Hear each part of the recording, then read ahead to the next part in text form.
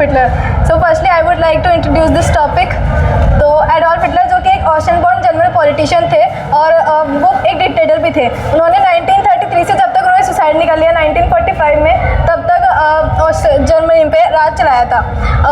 उन्हें लगता था कि एक स्ट्रॉन्ग नाइस सोसाइटी तभी बन सकती है जब बच्चों को नाजी आइडियोलॉजी पढ़ाई जाए, क्योंकि उन्हें पता था कि स्टूडेंट्स जो है वो कंट्री का फ्यूचर है। तो उनका जो रिक्वायरमेंट थी वो ये थी कि वो जो बच्चे हैं उन्हें स्कूल के बाहर स्कूल के अंदर दोनों तरफ से कंट्रोल कर सकें। What happened in school under Nazism के स्कूल के अंदर क्या हुआ, तो सारे के सारे स्कूल्स क्लीन और प्योरीफाइड थे और जो ज्यूज़ थे स्कूल्स में ज्यूज़ नहीं थे और पॉलिटिकली अनरिलायबल लोग नहीं थे, टीचर्स नहीं थे, क्योंकि पॉलिटिकली अनरिलायबल का मतलब जो अनट्रस्टवर्दी थे, जिन पे ट्रस्ट नहीं करा जा सकता था। तो पहले उन्होंने ज्यूज़ और जर्मन्स को अलग किया, उसके वो साथ में बैठ नहीं सकते थे, साथ में खेल नहीं सकते थे।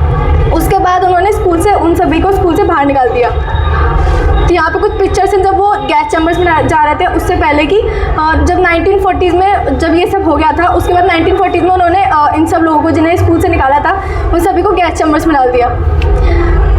गुड जर्मन्स, तो गुड जर्मन्स जो थे उन्हें नाजी स्कूलिंग का प्रोसेस उनके लिए बढ़ाया गया, उनकी आइडियोलॉजिकल ट्रेनिंग जो थी वो दी गई और उनकी स्कूल की टेक्स्ट बुक तो थी वो फिर से लिखी गई और उनको रेशियल साइंस इंट्रोड्यूस हुई, जिसमें उन्हें नाजी आइडियाज़ ऑफ साइंस पढ़ाई जाती थी और मैथ्स में भी स्टीरियोटाइप्स ऑफ अबाउट ज्यूज़ पढ़ाया जाता था।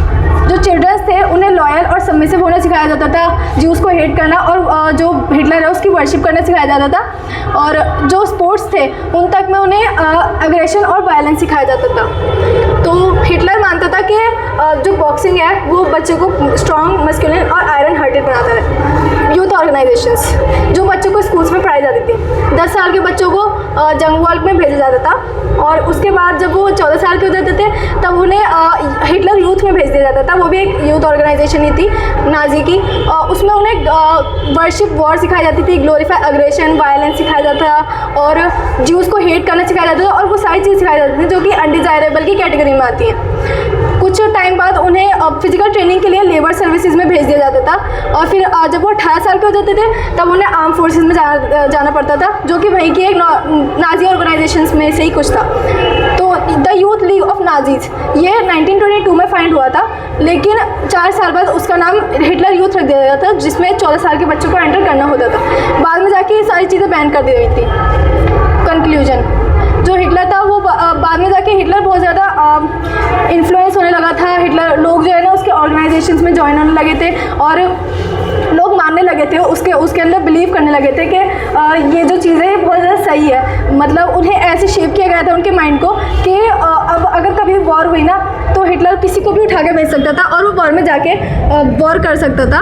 तो हिटलर ने उसके बाद जब ये सब खत्म हो गया, जब वॉर हो गई जर्मनी की, तो हिटलर ने वैसे भी सुसाइड कर लिया था। तो जो ज्यूज़ थे और जितने भी लोग थे उन्होंने अपना एक्सपीरियंस शेयर किया और फिर उसके बाद उन्होंने डेमोक्रेसी की वैल्यू में वापस आ गया, डेमोक्रेसी हो गई। सारी कहानियों की तरह यहाँ भी हैप्पी एंडिंग हो गई। Thank you.